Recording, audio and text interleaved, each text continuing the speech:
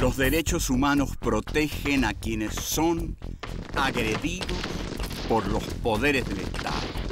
En la Edad Media era absurdo plantearlos. No había derechos para los hombres.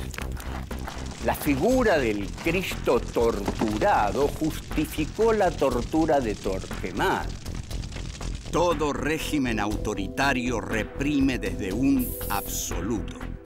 Primo Levi dice, existe Auschwitz, no existe Dios. ¿Dios ignoraba la ESMA? ¿Las matanzas en Vietnam? En un mundo en el cual el silencio de Dios es agobiante, los seres humanos tenemos la obligación de tomar la palabra.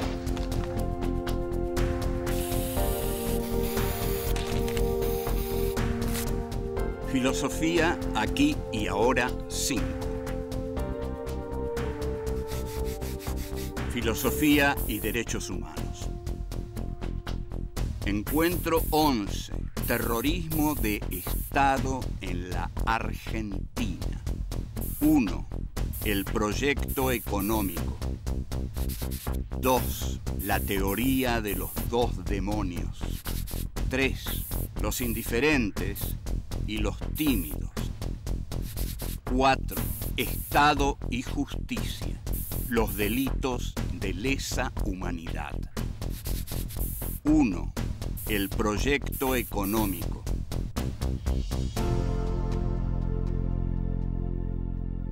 Este es nuestro encuentro número 11 de Filosofía aquí y ahora. Y el tema del encuentro número 11 es terrorismo de Estado en la Argentina. No cambie el canal. Usted quédese ahí, junte coraje y mire. Porque aquí pasaron cosas muy terribles en este país, de las cuales muchos no se quieren enterar. De modo que aquellos que no se quieran enterar, tienen que enterarse. Porque si en el momento no pudieron hacer nada, bueno, quizás no pudieron hacer nada.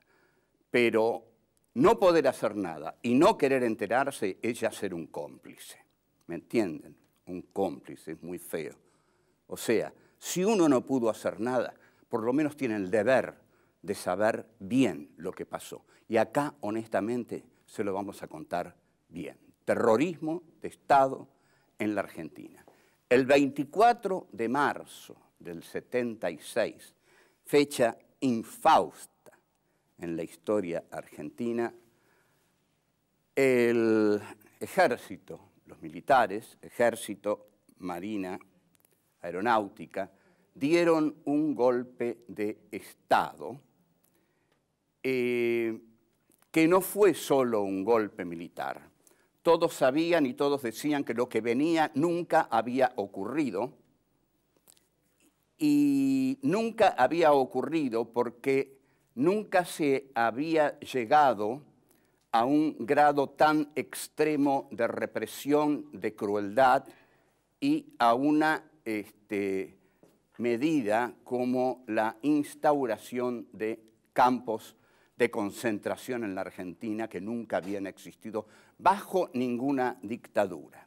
Ahora bien, estamos acostumbrados y se está acostumbrado a creer que el golpe del 76 fue un golpe estrictamente castrense, militar, porque inmediatamente aparece la Junta, Videla en el medio, Agosti y Macera. Pero no, el golpe del 76 fue sostenido, requerido, exigido y pedido por grupos civiles, económicos, muy importantes, por el liberalismo argentino que quería la destrucción del Estado, la libertad del mercado, la libertad de los capitales, el capitalismo financiero y los préstamos del exterior que fueron los que formaron la impresionante deuda externa que ese gobierno dejó, aparte de la deuda interna que dejó en vidas humanas. El golpe militar fue facilitado por los errores de mucha gente, fundamentalmente el gobierno peronista y la guerrilla que se dedica a acciones tan temerarias y tan absurdas como el asalto a Monte Chingolo, donde mueren asesinados directamente muchísimos guerrilleros, y donde Santucho cree que es la operación más grande después del Moncada, la de Fidel Castro. Pero lo cierto es que es la alfombra roja para el golpe, y ahí Videla dice hay 90 días para que el gobierno se rectifique y si no vamos a dar el golpe. Ahora, el verdadero golpe tampoco es contra el peronismo, el verdadero golpe es contra el marxismo. Las Fuerzas Armadas Argentinas, formadas en la doctrina nacional, en la doctrina de seguridad nacional francesa, luchan contra el marxismo como parte fundamental de la Tercera Guerra Mundial. Ellos están librando la Tercera Guerra Mundial. La Guerra Fría fue la Tercera Guerra Mundial, pero las guerras calientes de la Guerra Fría se dieron en situaciones como la que se dio en nuestro país. Aquí se dio la guerra caliente de la Guerra Fría. Entonces, también el gobierno toma a la guerrilla como excusa. La guerrilla ya estaba derrotada, la guerrilla ya estaba desbandada, incluso Santucho, poco antes de morir, hace una autocrítica, Montoneros estaban en el desbande. Rodolfo Walsh hace una caracterización de lo que es el comienzo del año 76 y dice, grupos intelectuales y profesionales en desbande, o sea, en terror, como la mayoría de la población que tenía mucho miedo, mucho miedo. Bueno, el miedo es un elemento fundamental del golpe militar. Volvemos. 2. La teoría de los dos demonios.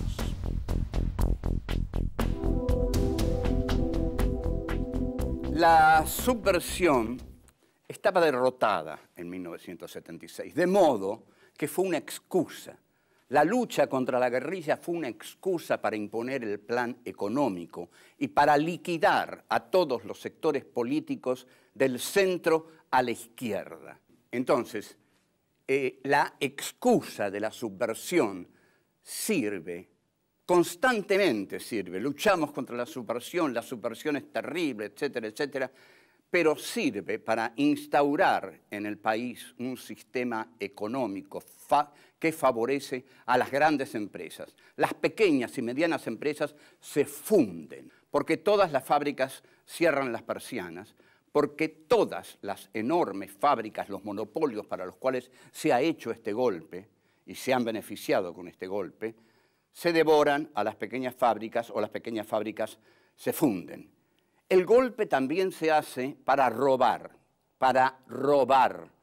porque Guillermo Walter Klein no necesita préstamos, pero los bancos norteamericanos le ofrecen préstamos y los toma a cualquier tasa y así se va formando la deuda externa. Ahora, con ese dinero se equipan los militares, se lo quedan los economistas, se compran conciencias, es un dinero corrupto. Ese dinero corrupto forma la deuda externa argentina, que es ilegal, y que es el señor Domingo Cavallo el que la estatiza, el que la hace formar parte del Estado. Domingo Cavallo, ¿no? Economista de Menem y de la Rúa. Y ahora debe estar dando conferencias por el mundo a unos $30.000 la conferencia. Hay hombres que nacen así con estrella. Bueno, el golpe es terriblemente sanguinario y esto aterroriza a toda la población. Hay una teoría con la que empieza el nunca más. Una misma violencia agitó a la Argentina durante los años 70. Bueno, eso es un gran error que quizás el alfonsinismo concedió por ser demasiado temprano como para decir la verdad. No hubo dos violencias del mismo signo. La violencia estatal es privativa del Estado. y no puede ser comparada con ninguna otra violencia. La otra violencia puede ser la violencia de grupos civiles, pero no, los grupos civiles no pertenecen al Estado. El Estado además tiene la obligación de hacer un uso legal de la violencia ligada a la justicia. Pero esto no se hizo así, se hizo una violencia clandestina basada en la desaparición de los cuerpos. Dos palabras sobre la desaparición de los cuerpos. No hay dos demonios, por favor, escúchenme bien, se los pido por favor, no hay dos demonios, sobre todo porque cada militar que moría, los familiares tenían el cuerpo, lo podían velar, lo podían enterrar, la madre, el padre, el hijo, lo que fueran, podían ir al cementerio, podían llorar, podían rezar, sabían que había muerto, que no iba a volver más. En cambio, la madre, el padre de un desaparecido vive una angustia terrible porque no tiene el cuerpo, no tiene cómo velarlo, no tiene cómo enterrarlo, no tiene dónde tenerlo, no tiene dónde llorarlo, no puede abrazarlo en el cajón y sobre todo siempre está esperando que vuelva. Cada paso que oye a la noche cree que es su hijo que regrese. Esto aniquila por completo la teoría de los dos demonios, pero la aniquila por completo. Hay que pensarlo desde ahí. Unos tuvieron los cuerpos, otros no tuvieron los cuerpos. Se acabó.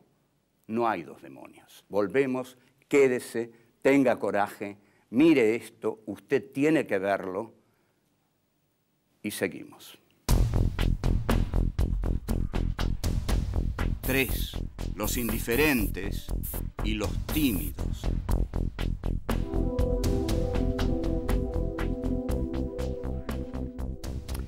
La represión no estaba al servicio de liquidar la guerrilla. Por supuesto, los grupos guerrilleros que insistían en pequeñas acciones sin trascendencia eran detenidos, llevados a la ESMA, aniquilados, torturados para obtener confesiones. Pero la represión se hizo y el golpe se dio para imponer el plan neoliberal de José Alfredo Martínez de Hoz, que era presidente de Asindar, una empresa poderosa, renuncia a Asindar y se adueña del Ministerio de Economía. Martínez de Hoz, del largo linaje de los Martínez de Hoz, desde los poseedores de la tierra hasta Joe, con sus enormes orejas y su complicidad perversa con el régimen. Entonces, volvemos. Hay militares desbocados que dicen cualquier cosa, porque es tal, el grado de impunidad era absoluto, de aquí el terror. Saint-Jean, una vez en un discurso, para acentuar bien el miedo en todos, dijo: nosotros, los militares, primero vamos a matar a los subversivos, después a los cómplices, después a los familiares, después a los amigos, después a los indiferentes y por último a los tímidos. A los tímidos. Usted imagínese que está viviendo en una sociedad donde el gobernador de la provincia de Buenos Aires, un militar duro, que no le importa matar a quien sea, dice que se propone matar hasta los tímidos. Y usted no solo es tímido, quiere ser indiferente, quiere pasar inadvertido. No. Pero el general Saint-Jean dice que a los que quieren pasar inadvertidos también los van a matar. Y eso lo dice otro personaje tan siniestro como el general Saint-Jean, que ahora está preso, que fue el primer civil que fue preso por convivencia, por apoyar, por ideologizar al golpe del 24 de marzo. Es el doctor Jaime Smart, que en el diario La Nación del 12 de diciembre de 1976, muy anunciado con grandes letras en la tapa, el título del artículo decía desenmascarar a quienes armaron la subversión. A ver, pensemos, ¿quiénes creen ustedes que habrán armado la subversión? Quizás las armas que venían de la Unión Soviética, quizás las que venían de China, de Cuba. No. ¿Saben quiénes armaron a la subversión? Los profesores de todos los niveles de la enseñanza. ¿Por qué? Se equivocan cuando limitan la subversión solamente a aquellos que caen abatidos por las Fuerzas Armadas. No puede decir otra cosa. La muerte la tiene tan en la cabeza que en lugar de decir a aquellos que caen, aquellos que son detenidos por subversivos. No, dice aquellos que son abatidos por las Fuerzas Armadas, aquellos que son muertos, por supuesto. Entonces dice, el gobierno de la provincia de Buenos Aires sabe que el origen de la subversión es ideológico. Y aquí es donde empiezan a pagar la cuestión los profesionales, los maestros, los profesores, los académicos. Entonces, con cinismo total, el doctor Smart dice, ahora esos que armaron la subversión quieren pasar desapercibidos, como diciendo, los vamos a agarrar, no van a pasar desapercibidos, señores profesores. Y en efecto, en Bahía Blanca se hace una caza de brujas impresionante, comandada por el general Agdel Vilas y el diario La Nueva Provincia, que colabora con la Armada en una caza de brujas que costó la vida de muchos profesores que no habían hecho otra cosa que poner en sus bibliografías un libro de Paulo Freire o de Marx. Solo eso. Por eso los fusilaron. Seguimos. 4. Estado y justicia. Los delitos de lesa humanidad. Todo esto se pudo haber hecho de otra forma, sin campos de concentración, sin torturas, sin hacer desaparecer a la gente, sin tirar a seres humanos vivos desde los aviones al Río de la Plata. Se pudo haber hecho con la justicia, como se hizo en Italia con las Brigadas Rojas. Pero en el film de Marie-Monique Rubin, Escuadrones de la Muerte, aparece el general Díaz Besone, un convencido de la tortura y de la muerte, y dice, pero imagínese, le dice, cómo nosotros íbamos a fusilar públicamente a 8.000 personas, porque fueron 8.000 nada más, dice, ¿no?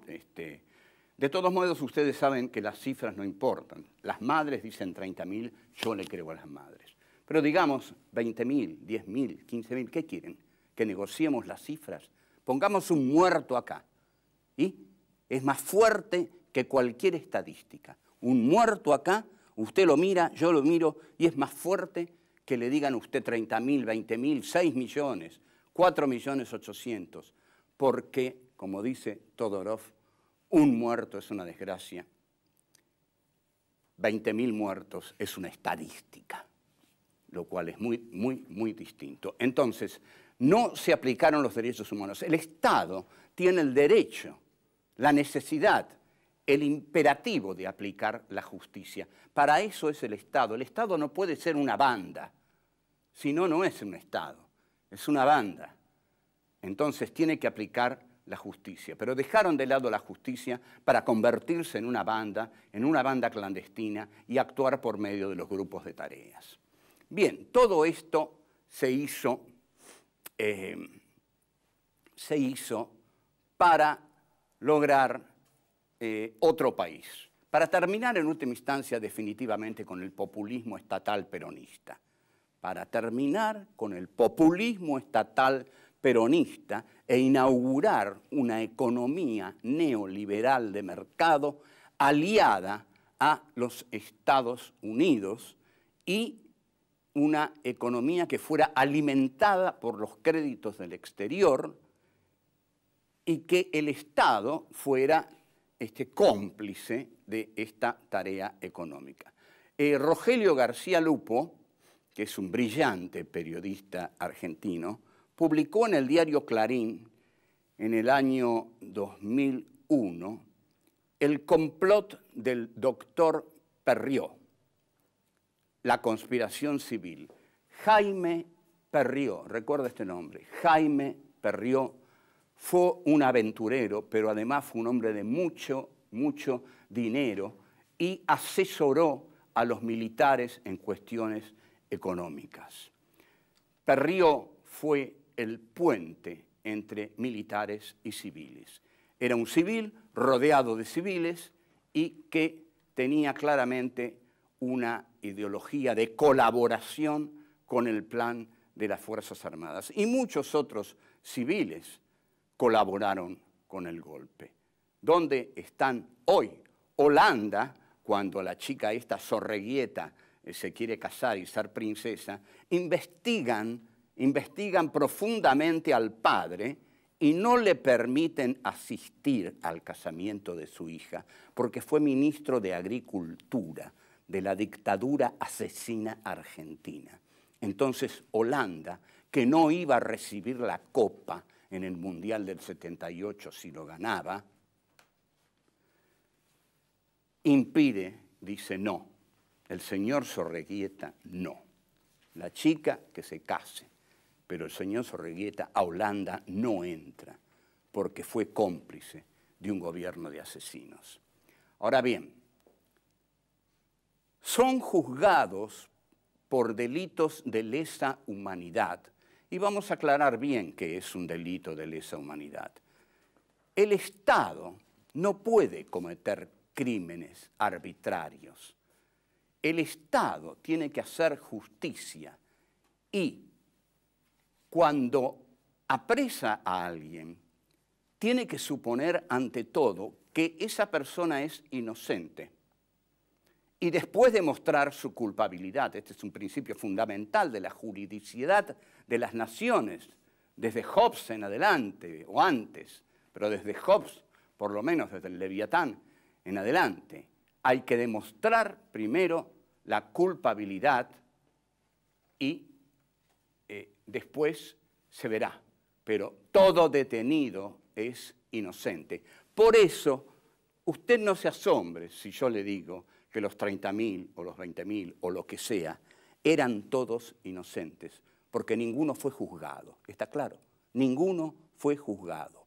Y en cuanto a los que se dice que murieron en enfrentamientos, hay muchas dudas acerca de esos enfrentamientos, porque muchísimos enfrentamientos fueron fraguados deliberadamente para pasar listas de muertos que ya habían sido fusilados en los campos de concentración.